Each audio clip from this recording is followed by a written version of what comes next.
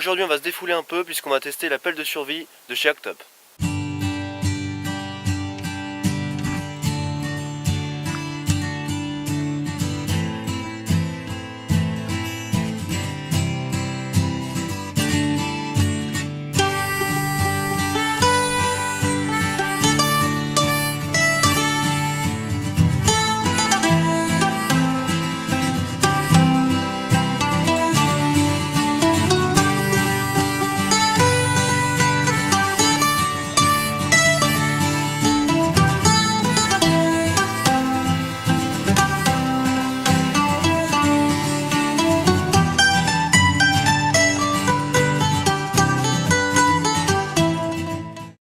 Donc cette pelle m'a été envoyée par mon partenaire Actop.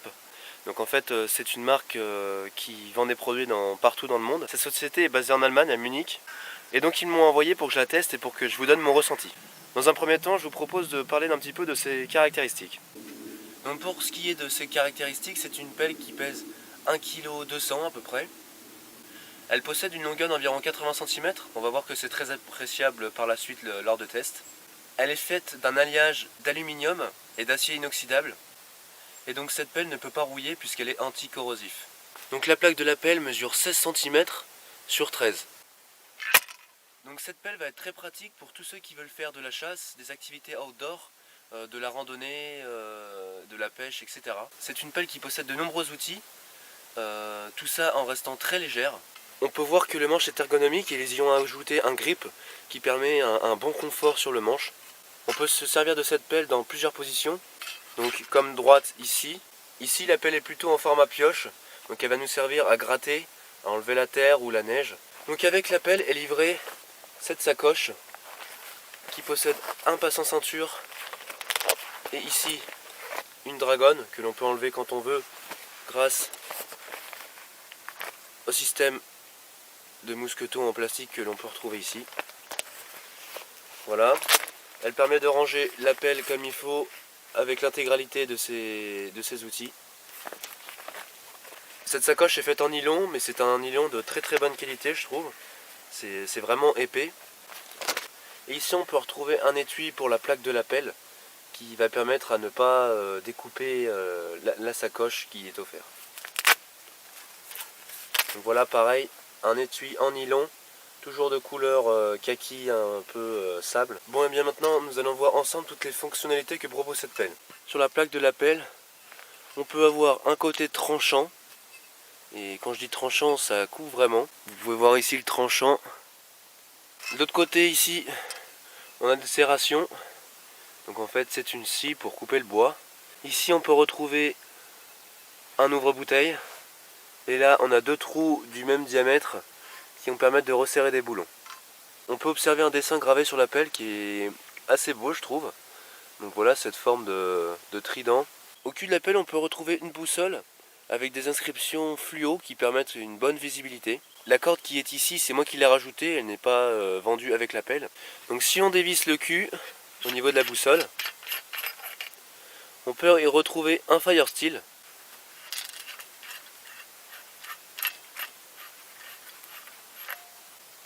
Et en fait, on rentre cette partie dans le sifflet et on obtient un tournevis soit cruciforme ou de l'autre côté un tournevis plat. Ensuite on dévisse la deuxième partie.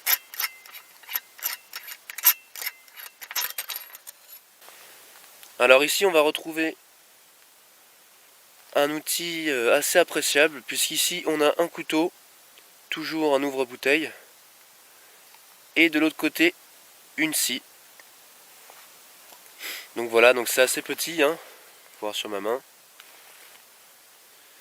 Mais ça va toujours être appréciable d'avoir ça dans notre pelle.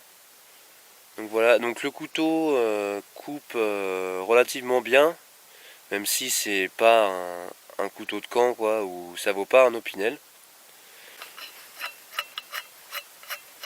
Ensuite, la troisième partie, on va y retrouver un brise-glace. Donc voilà, en frappant avec cet embout, on va pouvoir passer à travers des vitres. Et voilà, c'est tout pour les caractéristiques de cette pelle. Maintenant je vous propose de voir ce qu'elle a dans le ventre.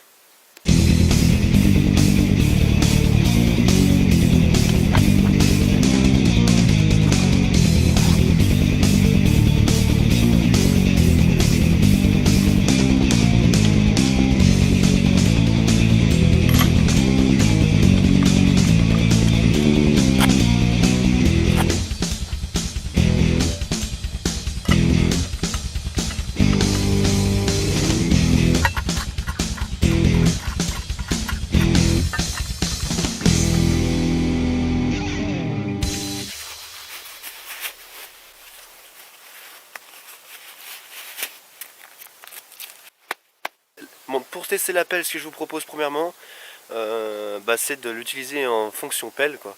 C'est un peu ça le principal de l'objet.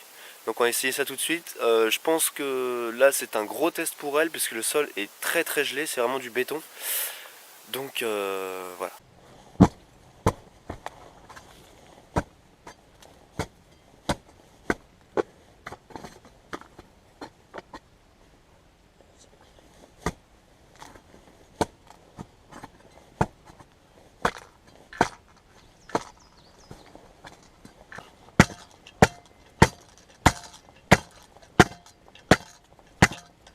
Bon, on peut voir ici que je suis passé à travers une très grosse racine, et vraiment en un coup. Donc ça c'est grâce au fait que la plaque soit affinée sur les bords. Elle pénètre très bien dans la terre. Franchement pour l'instant il n'y a aucun jeu. Elle me paraît très robuste. D'autant plus qu'ici, de toute façon, une fois chez nous, au pire si elle commence à avoir du jeu, on peut toujours la resserrer. Bon voilà, je l'avais dit, ça peut pas être très concluant parce que vu comment la terre est gelée. Donc voilà pour la première partie du test. Bon, c'est pas trop concluant parce que la terre est gelée, ça fait 2 semaines en fait que ça gèle à Mandis chez moi. Donc c'est du béton quoi, tout simplement. C'est archi gelé et très profondément. Donc là franchement je lui fais un sale coup à la pelle. Mais il n'y a aucun jeu en tout cas, j'ai frappé. Il n'y a pas de chips ni rien sur les tranchants. Elle résiste bien pour l'instant. Voilà, je l'ai essayé avec les deux positions. Cette position est assez confortable en fait, avec la longueur du manche, on arrive bien à dégager de la terre. Après voilà, faudrait que je la reteste avec de la terre un peu moins gelée pour voir ce que ça donne. Donc si j'en trouve un peu, je vous montrerai. Bon, maintenant ce que je vous propose c'est d'aller couper un peu de bois avec cette pelle.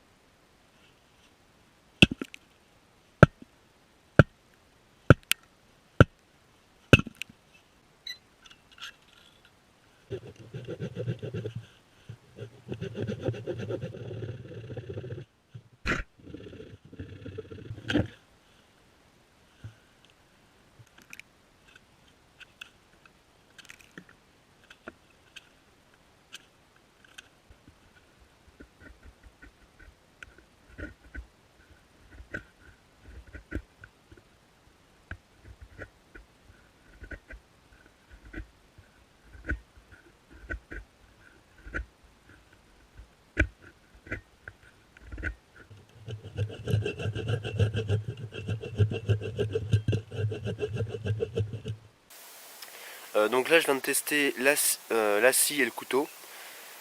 Comme vous avez pu le voir sur les images, le couteau est ma foi assez efficace pour sa taille et tout. Je suis pas trop déçu par le couteau, je m'y attendais.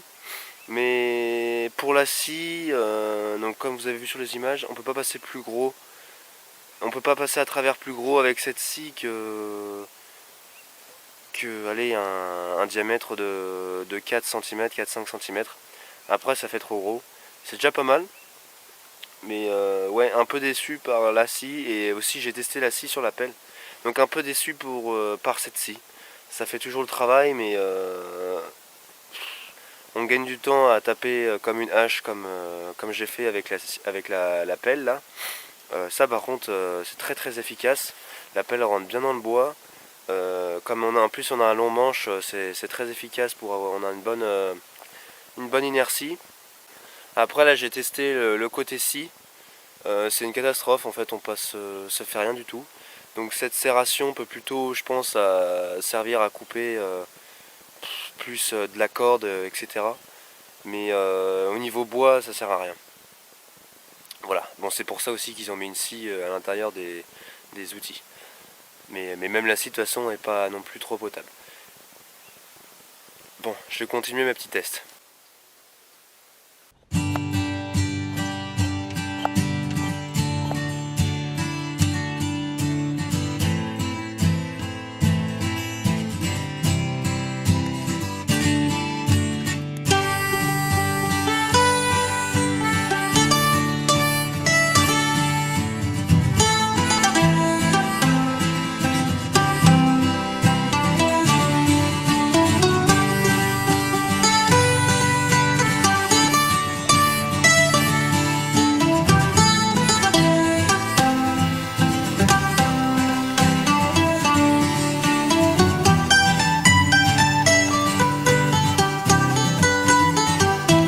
Bon voilà, on vient de voir l'efficacité du Firesteel, même si c'est une toute petite barre, on peut venir très rapidement à pouvoir allumer un feu.